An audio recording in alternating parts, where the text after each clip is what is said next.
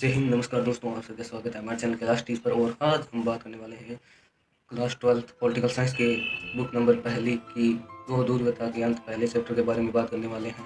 उसकी शुरुआत देखें तो शुरुआत दो ध्रुवीय विश्व यानी कि पहला ध्रुव आप मान सकते हो अमेरिका को और दूसरा ध्रुव आप मान सकते हो सोवियत संघ को। तो आज हम पहले पॉइंट यानी सोवियत संघ के बारे में आज हम बात करने वाले हैं। तो सोवियत संघ यानी कि 1917 में रूसी क्रांति के द्वारा 1917 में रूसी क्रांति के द्वारा 15 देश अस्तित्व में आए थे। ठीक है, इन देशों ने अपना एक अलग नाम रखा जिसे union of Soviet socialist Republic यानी यूएसएसआर के नाम से जाना जाता है। सोवियत संघ में प्रमुख पार्टी कम्युनिस्ट पार्टी थी जिसका दबदबा था और इसके सामने कोई अन्य विपक्ष में कोई पार्टी नहीं थी। सोवियत संघ के सामने विपक्ष में कोई भी पार्टी नहीं थी। और आगे हम बात करें तो सोवियत संघ तो धीरे धीरे क्या सोवियत संघ टूटने लगा था। 1970 के बाद सोवियत संघ में अंदरूनी कमजोरियां नौकरशाही की वजह से सोवियत संघ में कमजोर होने लगा और टूटने सा लगा था। और सोवियत संघ की विशेषता के बारे में बात करें तो सोवियत संघ ने समाजवादी मॉडल को अपनाया था और पूंजीवाद का विरोध करने वाला ये यूनियन यानी संगठन था और इस पर राज्य का नियंत्रण था। और 1979 में रशिया यानी कि रूस ने अफगानिस्तान पर हमला कर दिया और बिना जाने बिना कुछ जाने हमला कर दिया।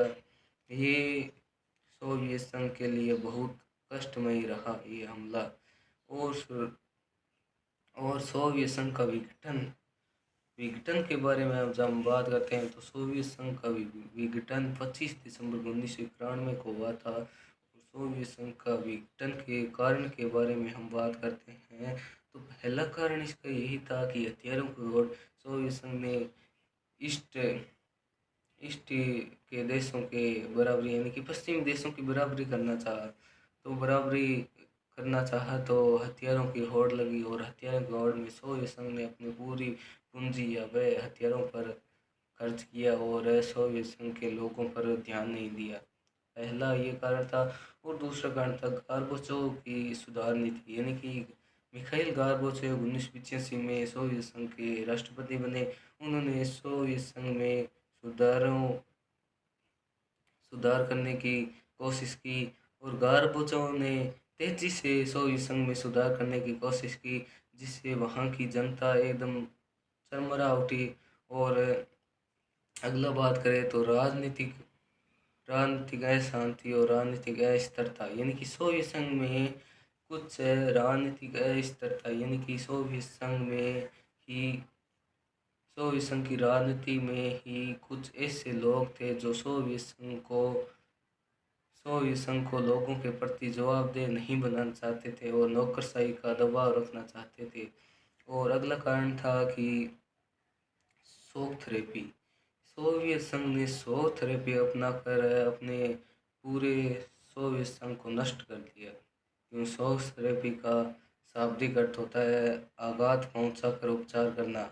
पहले आघात पहुंचाना फिर बाद में उपचार करना। तो आंतरिक राष्ट्रीय आंदोलन भी इसका चौथा पॉइंट हो कह सकते हैं कि लोगों ने कुछ आंदोलन भी किए जिसके कारण सोवियत संघ की आर्थिक और सामाजिक व्यवस्था कमजोर पड़ने लगी जिसके कारण सोवियत संघ का विघटन हुआ। और सोवियत संघ का विघटन आपको पता है 25 दिसंबर 1991 को हुआ।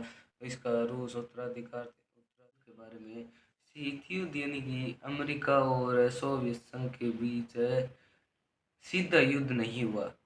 ये युद्ध केवल दोनों देशों के बीच तनाव हथियारों की होड़ और विचारधाराओं की लड़ाई थी यानी कि पूंजीवादी और साम्यवादी दो विचारधाराओं की लड़ाई थी। इसके कारण ऐसे इसे शीत युद्ध नाम दिया गया था। तो अब हम बात करते हैं कि सोवियत संघ के विघटन के क्या परिणाम थे। पहला परिणाम यह था कि अमेरिका एकमात्र विश्व में महाशक्ति बना। पहला परिणाम यह हुआ। और दूसरा परिणाम था कि नए स्वतंत्र 15 राज्य विश्व में उभरे और विश्व की राजनीति में बदलाव आए और 70 सालों से चल रहा शीत युद्ध का युद्ध भी समाप्त हो गया। और अब मैं कुछ आपको याद करने हेतु कुछ ट्रिक बताता हूँ जो आपके परीक्षा में बहुत काम आएगी। तो ऐसो की ठंडी ऐसो की ठंडी लड़ाई यानी कि इसका मतलब है यानी अमेरिका सो यानी सोवियत संघ, ठंडी यानी ठंडी लड़ाई यानी इसका हम कह सकते हैं। दीवार के बारे में तो बर्लिन की दीवार 1961 में जर्मनी के लोगों के द्वारा खड़ी की गई थी। और इसे और इस दीवार को 9 नवंबर 1989 को दीवार को तोड़ दिया गया था जर्मनी के लोगों के द्वारा। और अब हम आगे बात करने वाले हैं शॉक थेरेपी के बारे में। शॉक थेरेपी का शाब्दिक अर्थ होता है कि आघात पहुंचाकर उपचार करना, यानी कि किसी को पहले आघात पहुंचाना, नुकसान देना और फिर बाद में इसका उपचार करना, ट्रीटमेंट करना। ठीक है। तो सोवियत संघ में शॉक थेरेपी के क्या क्या परिणाम हुए इसके बारे में हम बात करते हैं। तो शॉक थेरेपी के का सोवियत संघ में यह परिणाम, पहला परिणाम यह था कि रूस का पूरा पूरा औद्योगिक ढांचा चरमरा उठा था, यानी कि रूस में जो पुराने औद्योगिक केंद्र थे वो नष्ट हो गए थे। और दूसरा परिणाम यह था कि रूस की रूबल मुद्रा का वैल्यू घट गई थी, यानी कि रूस की जो रूबल मुद्रा थी उसकी कीमतों में भारी गिरावट देखने को मिली। और तीसरा कारण यह था कि शॉक थेरेपी के कारण सोवियत संघ में सामुदायिक कृषि नष्ट हो गई थी और लोगों ने सामुदायिक कृषि को करना ही छोड़ दिया था। और चौथा परिणाम के बारे में हम बात करते हैं। तो सोवियत संघ में राजनीतिक, आर्थिक और सामाजिक रूप से सोवियत संघ बिखर सा गया था। और आगे हम बात करें तो शॉक थेरेपी से अमीर और गरीब के बीच की खाई और भी ज़्यादा बढ़ गई थी। और शॉक थेरेपी ने सोवियत संघ के पूरे पूरे ढांचे को चरमरा दिया था, यानी कि नष्ट कर दिया था। और आगे हम बात करते हैं तो बाल्टिक राज्य, यानी कि बाल्टिक राज्य CIS के नाम से सतत जाना जाता है, जिनका अर्थ है कि स्वतंत्र राज्यों का राष्ट्रकुल। भारत और रूस के बीच वर्तमान में भी संबंध बहुत घनिष्ठ है, क्योंकि पीछे ही अगस्त 2025 में रूस के प्रधानमंत्री व्लादिमीर लेनिन भारत का भ्रमण करने आए। और कभी कभी हमारे भारत के प्रधानमंत्री श्रीमान नरेंद्र मोदी भी रूस का भ्रमण करने के लिए जाते हैं। इससे देशों के बीच मित्रता और भी ज़्यादा घनिष्ठ और बेहतर और मजबूत होती है। कैसा लगा वीडियो कमेंट में बताएं और चैनल को लाइक सब्सक्राइब जरूर करें। अगला वीडियो और भी खतरनाक और शानदार रहेगा, वो रहेगा दूसरे पार्ट के बारे में, एक दल के प्रभुत्व के बारे में। तो धन्यवाद सुनने के लिए। भारत और सोवियत संघ के बारे में हम अब बात करते हैं। तो भारत और सोवियत संघ के बीच संबंध घनिष्ठ और बेहतर है, क्योंकि भारत और सोवियत संघ शुरुआत से ही भारत ने अंदरूनी रूप से पूंजीवादी मॉडल को नहीं अपनाया था और साम्यवादी मॉडल को अपनाया था।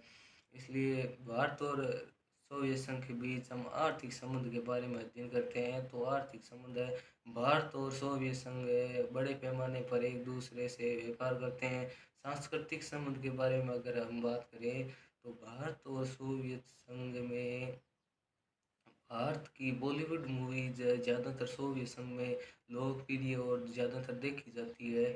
और अब हम बात करें सैन्य संबंध, यानी कि 1962 के भारत और चीन के युद्ध में भारत भारत को सोवियत संघ ने आर्थिक रूप से बहुत मदद की थी। और 1965 के भारत पाकिस्तान के युद्ध में भी जम्मू कश्मीर में सोवियत संघ ने अपनी सेना की मदद और हथियारों से भारत को आर्थिक रूप से बहुत मदद की थी। और सोवियत संघ और भारत के बीच 1971 में इंदिरा गांधी और रूस के प्रधानमंत्री के बीच 20 वर्षीय समझौता भी हुआ था, जिससे भारत और सोवियत संघ के बीच मित्रता और भी ज़्यादा घनिष्ठ और बेहतर हो गई। और वर्तमान में हम बात करें तो अभी व्लादिमीर लेनिन यहाँ पर